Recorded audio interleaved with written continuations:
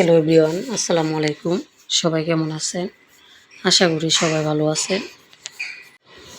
আজকে নতুন স্পেশাল ভিডিওতে সবাইকে স্বাগতম। তো দেখেন সকাল সকাল চলে আসলাম ছাদে। তো রাতে প্রচণ্ড বৃষ্টি হয়েছিল। তো এইদিকে মাশাআল্লাহ আমার ছাদের গোলাপ গাছটায় অনেকগুলো কলি হয়েছে, 4-5টা। তো এদিকে দেখেন গাছের গুঁড়িতে আবার কিছু ছাই দিয়ে দিলাম, ঘাস হয়েছে, তো ঘাসগুলো উঠিয়ে নিব। তো এদিকে দেখেন আবার আমার ঘরের পিছন সাইড দিয়ে যে ধান ক্ষেতগুলো লাগানো হয়েছে, তো মাশাআল্লাহ ধানগুলোতে ধানের থোড় হবে। তো থোড়গুলো বের হইতেছে। তো বৃষ্টিতে অনেক উপকার হলো, রাতে বৃষ্টি আবার সকালে রোদ। তো সব মিলিয়েই আজকের ভিডিওটা।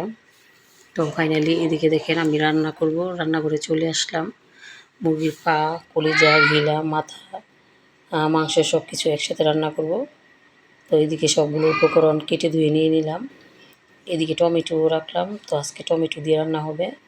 তো প্রথমে চুলাতে আমি একটি হাঁড়ি বসিয়ে দিলাম, আর হাঁড়িতে দিয়ে দিলাম পেঁয়াজ, সাথে দিয়ে দিলাম তেজপাতা, দারচিনি, এলাচ দিয়ে ভালো করে পেঁয়াজটা কষিয়ে নিব। তো এখন অল্প একটু লবণ দিয়ে দিলাম যাতে পেঁয়াজটা তাড়াতাড়ি ভাজা হয়। তো লবণ দিলে কিন্তু পেঁয়াজটা অনেক তাড়াতাড়ি ভাজা হয়ে যায়। তো পেঁয়াজ কষানো শেষ, এই পর্যায়ে দিয়ে দিলাম আমি টমেটো। তো টমেটো দিয়ে ভালো করে নাড়াচাড়া করে নিচ্ছি। এভাবেই যদি মাংস রান্না করা হয় তাহলে কিন্তু মাংসের টেস্ট অনেক ভালো লাগে। তো এখন দিয়ে দিব আদা বাটা, আর এ পর্যায়ে দিচ্ছি রসুন বাটা। তো মাংস রান্না করলে ব্রয়লার মুরগি বাচ্চাদের খুবই প্রিয়, বাচ্চারা ব্রয়লার মুরগি খুব পছন্দ করে। তো আমারও খুব প্রিয় মুরগির পা, কলিজা, গিলা, মাথা, মুরগির চামড়া, এগুলো আমার কাছে খুবই ভালো লাগে। তো আমিও খাই। তো এদিকে দেখেন মশলার মধ্যে দিয়ে দিলাম জিরা বাটা, জিরার গুঁড়ো দিয়ে দিলাম, মরিচের গুঁড়ো, আর এক পর্যায়ে এখন দিয়ে দেবো আমি হলুদের গুঁড়ো। তো হলুদের গুঁড়োটা মানে অল্প অল্প করে দিচ্ছি, যদি বেশি হয়ে যায় তাহলে সমস্যা। তো একটু পানি দিয়ে ভালো করে মশলাটা কষিয়ে নিব।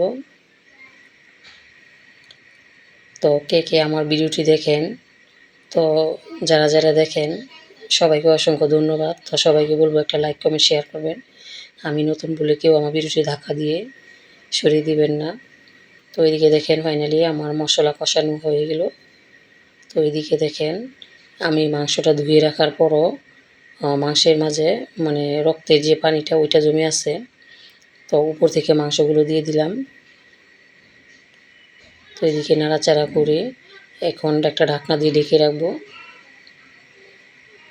তো আমার কাছে কিন্তু ব্রয়লার মুরগি রান্না করা আলু দিয়ে রান্না করলে খুবই ভালো লাগে।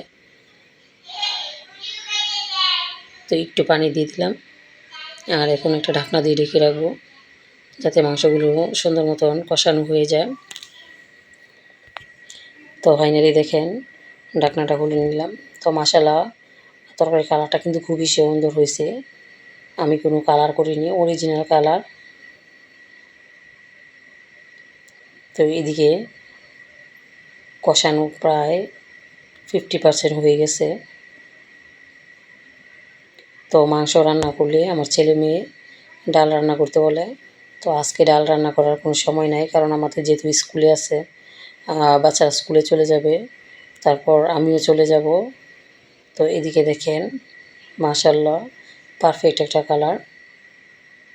তো এদিকে আলুগুলো দিয়ে দিব, এখন আলুগুলো দিয়ে কষিয়ে নিব। তো নাড়াচাড়া করে নিচ্ছি, আর আলুগুলো একটু বড় করে দিয়েছি, কারণ আমার ছোটো মেয়েটার প্রচুর মানে সে আলু খেতে পছন্দ করে, সে মাংসও খায় না, সারাদিন মাংস মাংস করে, কিন্তু আলু হলে তার আর অন্য কিছু লাগে না। তো এখন একটা ঢাকনা দিয়ে ঢেকে রাখবো।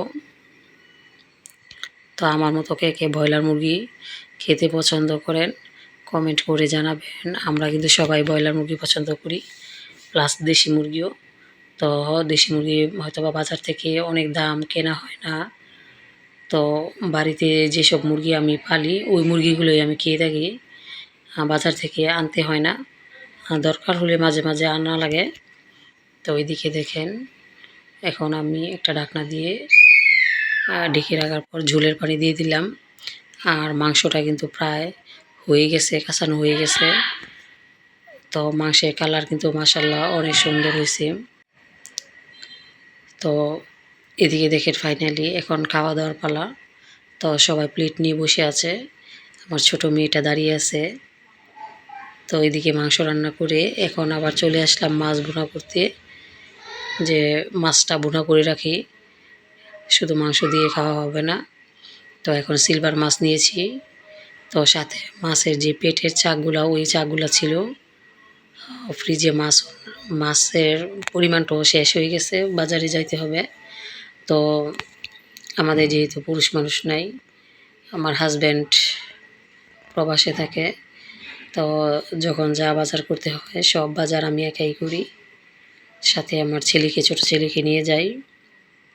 তো কি আর করার, বাচ্চা নিয়ে একা একা বাজার করতে হয়, তো কিছু করার নাই। এটাই প্রবাসীদের একটা কষ্ট, প্রবাসী বউদের।